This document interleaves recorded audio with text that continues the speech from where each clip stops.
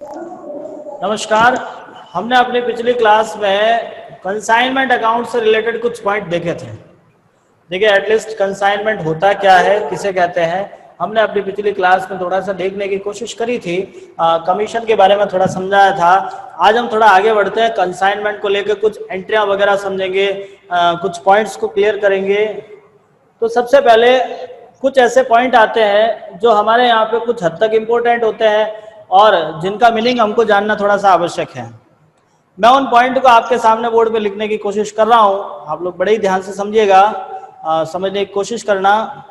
पहला शब्द आपके पास, पहला शब्द आता है सूचनार्थ बीजक। एक आता है बीजक, एक आता है बीजक मूल्य, एक है आपका विक्रय विवरण।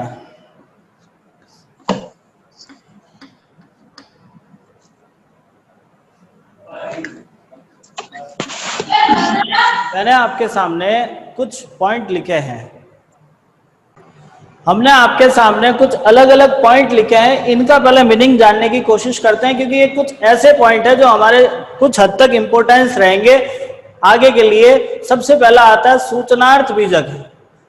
सूचनार्थ बीजक का मतलब होता है प्रेषक द्वारा प्रेषणी को भेजे गए माल का विवरण। मैं लिखता हूं बोर्ड में, थोड़ा सा देखना। प्रेषक द्वारा प्रेषणी को भेजे गए माल का विवरण जिस प्रपत्र में लिखा जाता है उसे सूचनार्थ बीजक कहते हैं। आपका प्रेषक प्रेषणी को जो माल भेजता है, मान लीजिए आपके पास दो पर्सन है, एक है आपका राम, एक है आपका श्याम। राम ने 1000 घड़ियां 500 रुपए प्रति घड़ी के हिसाब से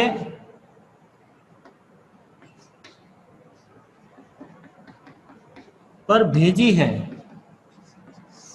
देखिए, पॉइंट हमारे सामने ये आता है कि मान लीजिए आपका राम श्याम को 1000 घड़ी भेज रहा है, 500 रुपए पर घड़ी के हिसाब से आपने घड़ियां भेजी है। तो ये जो घड़ियां भेजी है, कितनी घड़ियां भेजी, ये मान लीजिए आपका राम सूरत का है और श्याम आपके मान लीजिए जयपुर का है। अब सूरत से जयपुर आने में भी तो टाइम लगता है, आपका रास्ता लंबा है, आपने रास्ते में क्या चीजें भेजी है उसका एक रिटर्न डॉक्यूमेंट होना चाहिए। अब राम ने फोन करके बता दिया मैंने 500 घड़ियां भेज दी है या 1000 घड़ियां भेज दी है। अब आपके पास में ऐसा क्या एविडेंस है कि उन्होंने रियल में 1000 ही भेजी थी? मान लीजिए आपके पास में 300 ही मिली, तो वो फिर आपको रियल एविडेंस देना पड़ता है और रियल एविडेंस के तौर पे आपको एक सूचनार्थ बीजक लिखना होता है। सूचनार्थ बीजक के अंदर हम यही मेंशन करते हैं कि हमने कितना गुड्स सेंड किया है। तो सूचनार्थ बीजक का अर्थ हम यहाँ पे ये जानने की कोशिश करेंगे कि प्रेषक द्वारा प्रेषणी को भेजे गए माल का विवरण हम सूचनार्थ बीजक कहलाता है। नेक्स्ट आता है बीजक। इसको तो बोलते हैं परफॉर्मा इनवॉइस और इसको बोलते हैं इनवॉइस। देखिए, जब किसी माल को बेचा जाता है, एक विक्रेता द्वारा क्रेता को बेचे गए माल का विवरण, वर्ड याद रखना, विक्रेता द्वारा क्रेता को बेचे गए माल का विवरण। अब एक दूसरा एग्जाम्पल देखते हैं। मान लीजिए गोपाल ने राजू को 200 घड़ियां बेची। अब देखिए, यहाँ पे विक्रेता है आपका गोपाल, राजू क्रेता है। तो जिसने माल बेचा है वो एक विवरण बनाता है, एक बिल बनाता है। वो जो वाउचर बिल बनता है ना, आप लोग जानते होंगे, जैसे आप भी मार्केट से कुछ सामान खरीदते हो तो आपको बिल बना के मिलता है। तो एक वेंडर अपने कस्टमर को जो बिल देता है, जो बेचे गए माल का विवरण देता है, उसी को बोलते हैं हम बीजक। दोनों में फर्क समझ में आ गया? बीजक विक्रेता बनाता है, और सूचनार्थ बीजक प्रेषक बनाता है। सूचनार्थ बीजक भेजे गए माल का विवरण है और बीजक बेचे गए माल का विवरण है। सूचनार्थ बीजक प्रेषणी को दिया जाता है और बीजक क्रेता को दिया जाता है। ये तीन मुख्य रूप से इसके अंतर है। एक आता है बीजक मूल्य। बीजक मूल्य का मतलब होता है कि जब वस्तु की लागत में लाभ जोड़ दिया जाता है, वस्तु की लागत में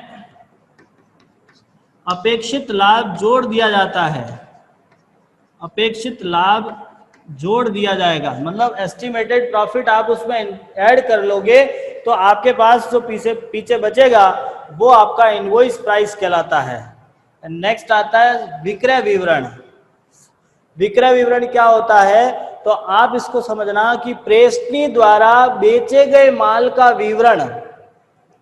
प्रेषणी माल बेचता है। कल हमने अपने लास्ट वीडियो में यही समझा था, या लास्ट क्लास में हमने समझाया था कि कंसाइनर अपना गुड्स कंसाइनी को देता है, कंसाइनी उस गुड्स को मार्केट में बेचता है। तो कंसाइनी ने जितना गुड्स बेचा है उस बेचने का जो स्टेटमेंट आप तैयार करते हो वही स्टेटमेंट आप अपने कंसाइनर को भेजोगे, विथ अमाउंट भेजोगे। मान लीजिए यही सवाल हम फिर से समझते हैं कि राम ने शाम को 1000 घड़ियां भेजी थी, तो उसके लिए तो उसने सूचनार्थ बीजक बनाया।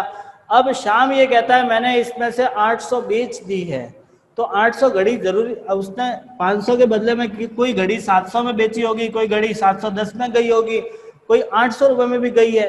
तो कितना माल आपने किस प्राइस से बेचा है उसका पूरा स्टेटमेंट बनाकर आपको अपने कंसाइनर को देना होता है, वही आपका विक्रय विवरण कहलाता है। समझ में आ गया ये मैं क्या समझा रहा हूँ? यदि कोई डाउट है तो आप बता दीजिएगा, हम क्या बताना चाह रहे थे, समझने की कोशिश करना। आगे आपको समझ में ये है, मैसेज लिख दीजिए बेटा। नेक्स्ट हम इससे आगे कुछ अकाउंटिंग एंट्रियां समझने की कोशिश करते हैं। आपके पास दो पर्सन है, कंसाइनर और कंसाइनी। सबसे पहले हम बात करते हैं कंसाइनर की बुक में क्या क्या एंट्री करनी है आपको, कंसाइनी की बुक में क्या एंट्री करनी है, थोड़ा सा समझने की कोशिश करना आप लोग। सबसे पहले हम लिखते हैं consignor.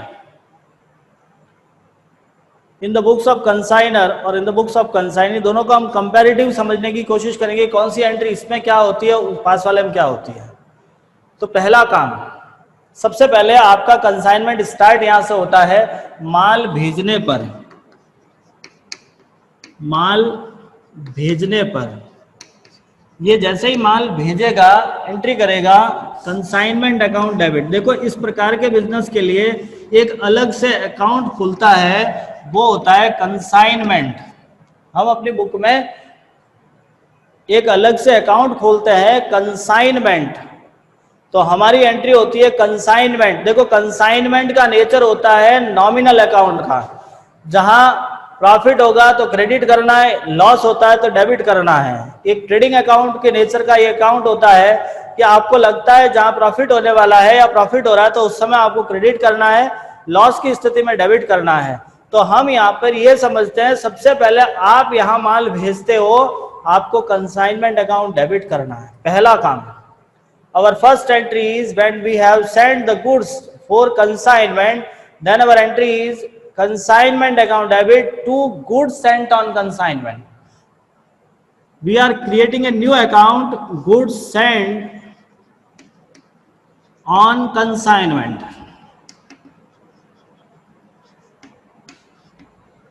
Our first entry is consignment account debit to goods sent on consignment in the books of consignor. When the consignor sent the goods to the consignee for the selling purpose, then our first entry is consignment account debit to goods sent on consignment. In this case, the consignment is debit because we are receiving the goods. Its nature is like trading account. हम इसमें trading account वाले rules को समझते हुए जहां माल आता है तो उसके लिए लिखते हैं गुड्स सेंट ऑन कंसाइनमेंट को क्रेडिट करके कंसाइनमेंट अकाउंट को डेबिट करेंगे। मतलब याद रख लेना भाई, फिक्स एंट्री याद कर लेना इसको, consignment account debit to goods sent on consignment. माल भेजने की एंट्री ये नहीं करता है, ये कोई नहीं करता, ठीक है। दूसरी एंट्री, खर्च भुगतान करने पर। यदि आपके कंसाइनर ने कोई खर्चा भुगतान किया है तो एंट्री करेगा consignment account debit to cash, consignment account debit to cash account. जब कंसाइनर कोई खर्चा पेमेंट करता है, कंसाइनर ने कोई खर्चा पेमेंट किया है तो एंट्री करेगा consignment account debit to cash. Consignor कोई खर्चा पे करेगा, उसके लिए कंसाइनी कोई एंट्री नहीं करता है। नेक्स्ट, प्रेषणी द्वारा खर्च चुकाने पर यदि कंसाइनी कोई खर्च पे कर लेता है, उस समय आपको एंट्री करनी है consignment account debit to consignee, और ये एंट्री करेगा consignor account debit to cash. तो एक पॉइंट समझ लीजिएगा, कंसाइनर ने खर्च पेमेंट किया है तो एंट्री करेगा कंसाइनर अकाउंट डेबिट। कंसाइनर पे कर रहा है तब तो यही करता है consignment account debit to cash, लेकिन कंसाइनी पे करता है, आपका प्रेषणी पे करता है तो एंट्री करते हैं consignment account consignor account debit to cash, और वो करेगा consignment account debit to consignee. ये तो कॉमन एंट्रियां हो गई। इसके बाद मैं आपको वही एंट्रियां बताऊंगा जो कॉमन एंट्री हैं। स्पेशल ट्रांजैक्शन हम अपने इस वीडियो में नहीं करेंगे। कारण ये है कि उनके लिए हमको अलग से प्रॉपर पूरा चैप्टर समझना होगा, पूरा टॉपिक समझना होगा। तो हम यहाँ पे वो जो कॉमन एंट्रियां हैं जो रेगुलर सभी सवालों में हो सकती है, उन्हीं को समझेंगे। स्पेशल ट्रांजैक्शन हम अपने अगली वीडियो में या अगली क्लास में समझने की कोशिश करेंगे, क्योंकि एक साथ में यदि मैं आपको सारा सब बता दूंगा तो थोड़ा आप लोग कंफ्यूज हो जाओगे। तो हम यहाँ पे जो नॉर्मल अकाउंट है या नॉर्मल जो एंट्रियां है जो जनरली हर बार होती है, जैसे माल भेजना है, कंसाइनर खर्च कर रहा है, कंसाइनी खर्च कर रहा है, कंसाइनी को कमीशन देना है, उसके बाद आपके पास में एबनॉर्मल लॉस है, अनसोल्ड स्टॉक है, ये प्रॉफिट एंड लॉस है। ये जो कॉमन एंट्रियां हैं इनको हम यहाँ पे समझेंगे। बाकी इनका कैलकुलेशन कैसे करना है, अकाउंट कैसे मेंटेन करने हैं। उसके बाद में जो स्पेशल ट्रांजैक्शन, जैसे आपका बैड डेब्ट्स वाला स्पेशल ट्रांजैक्शन आता है, जब आप कंसाइनर को आप डेल क्रेडिटर दे रहे हो नहीं दे रहे हो, वो सारी चीजें हैं, वो हम अगले अलग अलग वीडियो में थोड़ा समझने की कोशिश करेंगे। फिलहाल हम यही समझते हैं कि जब आप माल भेजते हो, ये एंट्री कर लेगा consignment to goods and on consignment, खर्चा पेमेंट करते हैं consignment to cash, consignee payment करता है कंसाइनमेंट टू कंसाइनी। नेक्स्ट आता है, नेक्स्ट आगे हम समझते हैं कमीशन के लिए। प्रेषणी को कमीशन देने पर, जैसे आप कमीशन देते हो एंट्री करोगे consignment account debit to consignee, ये एंट्री करेगा consignor account debit to commission. Next, जब आप माल बेचोगे, बेचने का काम ये करता है, ये माल बेचेगा तब एंट्री करेगा कैश या debtors account debit to consignor.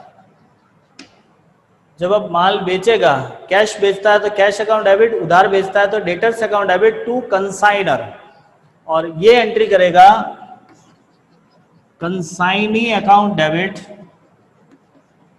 To consignment. देखिए ये जो एंट्रियां मैंने आपको बताई है कॉमन एंट्रियां जो हर सवाल में लगभग होगी। कोई भी सवाल कंसाइनमेंट का आप कोई सा सवाल उठा के देख लीजिएगा, ये सारी एंट्रियां होगी आपको। अब इसी से रिलेटेड आपको कंसाइनमेंट अकाउंट बनाना पड़ेगा, उसी से हमको आगे दूसरे अकाउंट बनाएंगे। तो हम इस सवाल को या इन टॉपिक को थोड़ा सा हम आगे भी समझने की कोशिश करेंगे। फिलहाल आपको यहाँ तक की एंट्रियां समझनी है, बेसिक पॉइंट समझने हैं, थोड़ा सा इस चैप्टर को रिवाइज करना है, क्योंकि हम अगली वाली वीडियो में abnormal loss and unsold stock समझकर हम अपने न्यूमेरिकल स्टार्ट करेंगे। तो इस टॉपिक में ज़्यादा कॉन्सेप्ट नहीं है, कॉन्सेप्ट ज़्यादा नहीं है, सिर्फ इन्हीं के बेस पे सारा काम करना होता है। तो आज का काम मैं आपको बता देता हूँ, यहाँ तक के सारे नोट्स प्रिपेयर कर रहे हैं। आपको सब कुछ सही ढंग से लिखना है, यहाँ तक वापस पढ़ना है और हमें आपको वापस इन्फॉर्म करना है। ये वीडियो हम अपलोड करेंगे, आपको वीडियो को देखकर अपना नाम कमेंट में ज़रूर लिखना है। और इसके अलावा यदि कोई समस्या रह रही है, आपको लगता है मुझे समझ नहीं आ रहा है, आप बेझिझक कभी भी पूछ सकते हो, हम आपके लिए तैयार हैं। हम कोशिश करेंगे आपकी सारी प्रॉब्लम को सॉल्व करने के लिए। धन्यवाद।